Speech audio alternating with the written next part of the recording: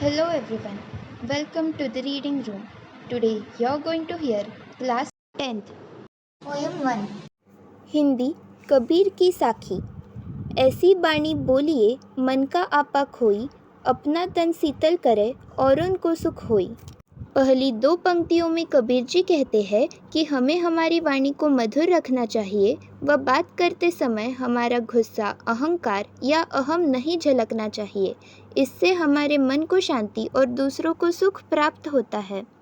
कस्तूरी कुंडली बसे मृग ढूंढे बन माही, ऐसे घटी घटी राम है दुनिया देखे नाही।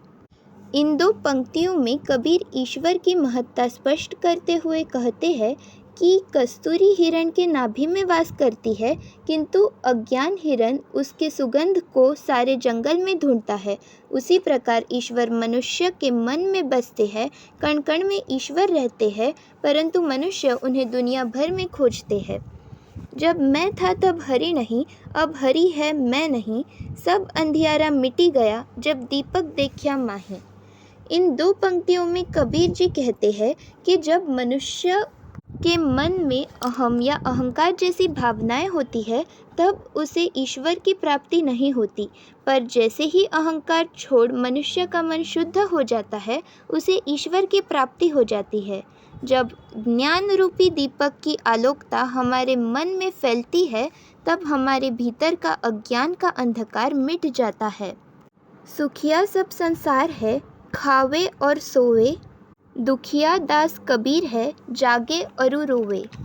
कबीर के अनुसार यह संसार भौतिक सुखों के मोह में मग्न है और बस खाने और सोने से सुखी है, और वही कबीर प्रभु के विरह और याद में जागते रहते हैं और उन्हें पाने की चिंता में दुखी रहते हैं। इस कारण उन्हें कभी चैन नहीं मिलता।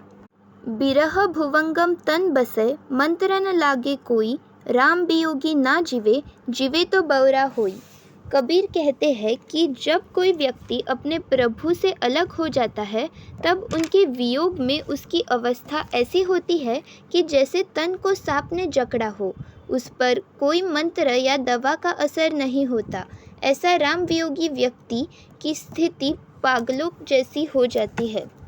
नींद का नीड़ा राखिए, आंगनी कुटी बंधाई। बिन साबन पानी बिना, निर्मल करे सुभाई। संत कबीर कहते हैं कि हमारी निंदा करने वाले व्यक्ति को हमें सदा अपने पास रखना चाहिए।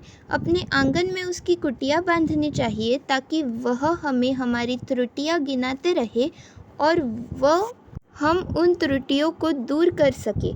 इससे हमारा स्वभाव साबुन और पानी के मदद के बिना निर्मल हो जाएगा। पोथी पढ़ी पढ़ी जग मूवा, पंडित भया न कोई। एके अक्षर पीव का, पढ़े सु पंडित होई। कबीर जी कहते हैं कि बहुत सारे लोग ढेरों पुस्तकें पढ़ते पढ़ते मर गए, परंतु कोई सच्चा ज्ञानी न बन सका। पर अगर किसी मनुष्य ने ईश्वर भक्ति का एक अक्षर भी पढ़ लिया होता, तो वह पंडित बन जाता। यानी ईश्वर ही एकमात्र सत्य है और इसे जानने वाला ही वास्तविक ज्ञानी है। हम घर जाल्य आपना, लिया मुराडा हाथी। अब घर जालो ता सका, जे चले हमारे साथी। कबीर जी कहना चाहते हैं कि उन्होंने अपने मन में मोह माया का घर ईश्वर की भक्ति और विरह रूपी अग्नि से जला दिया है। अब जो भी उनके साथ प्रभु भक्ति के मार्ग में चलना चाहेगा, तो उसके मन के अज्ञान और मोह माया से बंधे घर को वे जला देंगे। काव्य सौंदर्य। फर्स्ट, भाव पक्ष, यानी किसका वर्णन किया गया है वह बताना है। सेकंड, कला पक्ष, सरल भाषा का प्रयोग किया है और सदुक्कड़ी भाषा का प्रयोग किया है। सदुक्कड़ी यानी Braj Bhasha. Thank you. That was all for today. Let us meet in the next video with another interesting chapter.